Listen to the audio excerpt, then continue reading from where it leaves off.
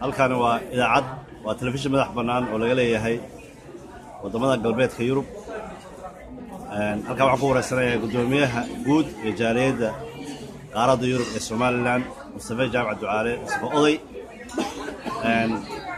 waxaan rabaa inaan ka wareysto dhowr qodob soo dhawaan loo magacaabay xilka gudoomiyanimada ee qaaradda Yurub. Mustafa ku soo dhawow wareysiga. waan dhawey.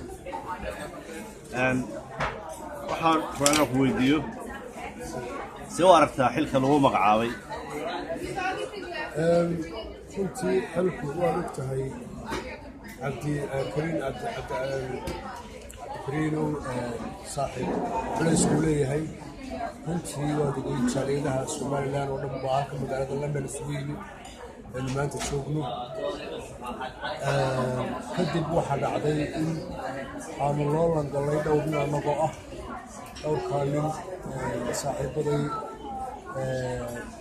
cabdi xuseen iyo magaranaysaay iyo Saleebaan cabdi Jaamac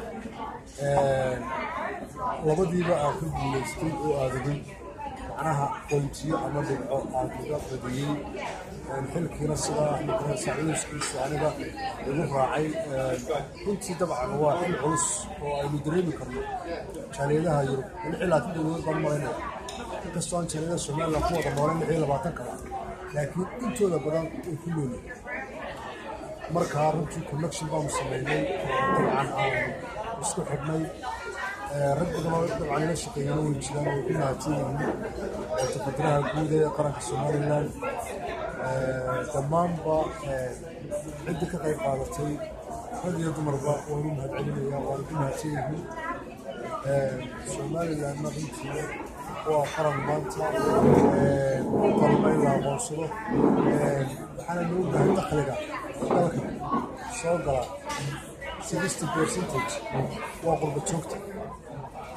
maadaama yihiin qurba joogta waxa weeye inaanu dardar gelino oo qurba joogta dhiiri gelino oo rag baa jira 30 sano 40 sano aan dee waxa weeye meel wax marayaan ba ogeyn oo aan dalkii dib ugu noqon oo aan waxa ka socdo ogeyn sidii aan qolyaha u dhiiri gelin lahayn inuu garanaysa waddankooda u jeclaysiin lahayn facility-ga yaala bari lahayn ayuun baanu horta in noqoyndii bilownay oo dabcan anigoo gudoomiye jaaliyadaha aan ku baaqay inaan hawsha kaambiinkaa galo.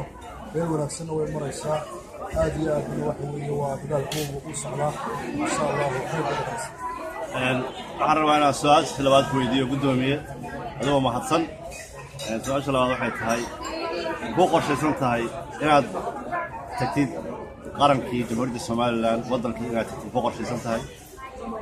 ها طبعا way qorshaysantay waana intii insha Allah hadii la yiraahdo sida ugu dhaqso badan la hawlo aniga yara kala magaranaysaa mid khaasatan ay mid jaaliyada ay taasba kulli marka hawlahaas ay dhamaadaan waa ay qorshaysantay miisana way saarantay wariga inaan tago insha Allah. su-aasha kale rabaa inaan ku weydiiyo waxa weeye ma la kulmaysaa madaxweynaha cusub hadda la doortay mudane Muuse Biixi?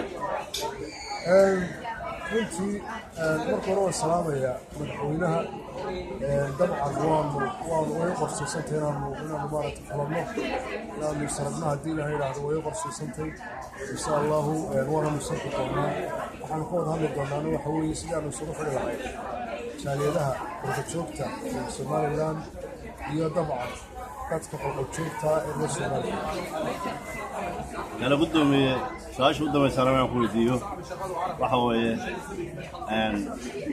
waa la socotaa waddanka horumar badan baa ka socda. mashaariic badan baa ka socota. inta badan ama horumarkaas iyo mashaariicdaas dad qurba jooga ayaa sameeyay u badan yihiin.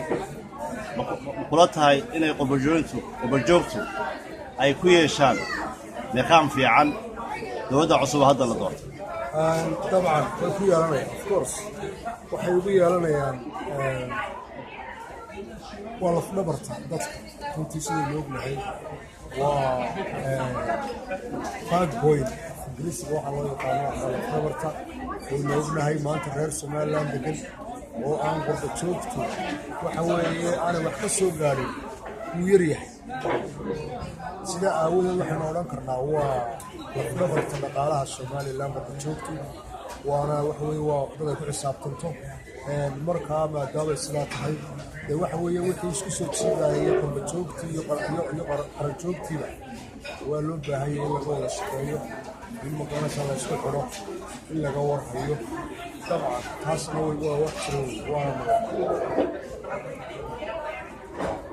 markaa qarankuna runtii uu baahan yahay inuu ogaado ingiriiska ama lambarka ka maqan ee qurba joogta waxaanu doonaynaa statistics aanu samaynayno dhowaan lambarka jooga qurbaha oo dabcan halka wiilkaynu joognaa ugu badan tahay aanu tira ku samayno tiraqab saxa oo aanu dabadeetana sidaa ku liisgarayno dabeedna tiradoodii oo cayiman oo aanu hayno aanu weliba sanduuq samayno qurba joogta ah oo hadiyo jeeraale abaaro soo noqnoqdadaa jira abaaraha waxaynu ku meel yaallaan oo magaranaysaayey waxa la yidhi waxaa dhibaato waxa talaga hortagaa la qaatay talaga daba tagaa naf mala in laga hortago ilaahayna waxaynu ka baryaynaa tiina soo martay oo kale inay dib noo soo marto aad iyo aadna waad ugu mahadsantahay waraysiga mar labaad baan kaaga mahad celinaya aad ugu mahadsantahay